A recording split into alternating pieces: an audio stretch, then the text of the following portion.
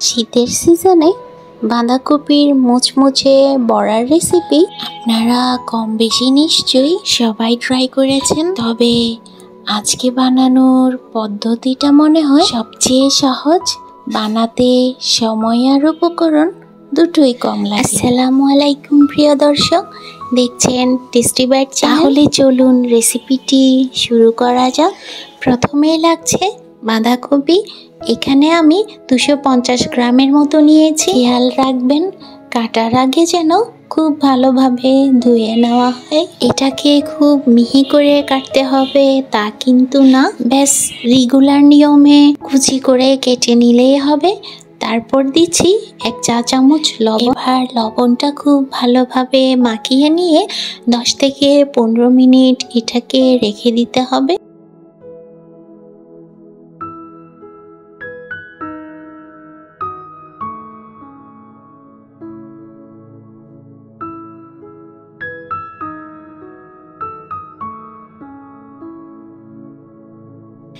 এইভাবে রেখে দেওয়ার ফলে এর ভেতর যে এক্সট্রা পানিটা থাকে তা সুন্দর করে বের হয়ে আসে।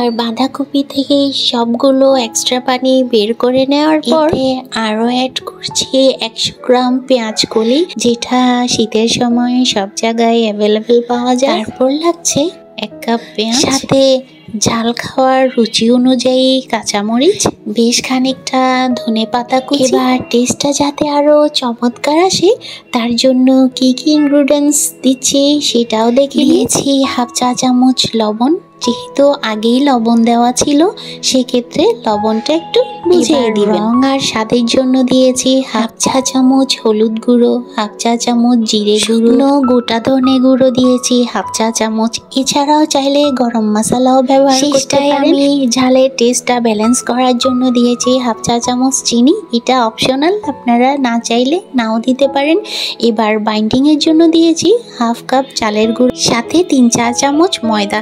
ময়দাটা আপনারা একটু বুঝেই দিবেন, সবজির পরিমাণটা কম বেশি হলে ক্ষেত্রে ময়দার পরিমাণটাও একটু ব্যালেন্স করে দেবেন।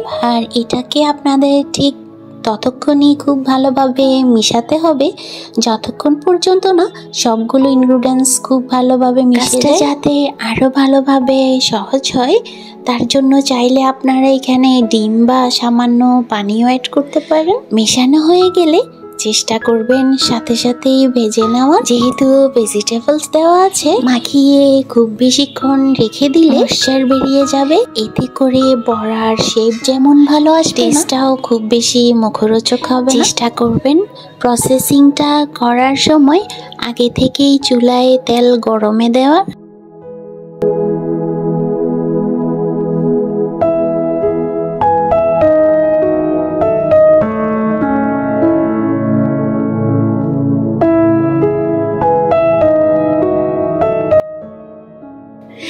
আশা করছি আজকের এই সহজ রেসিপিটা বুঝতে আপনাদের কোনো রকম অসুবিধা হলে আবার দেখা হচ্ছে নতুন কোনো রেসিপিতে।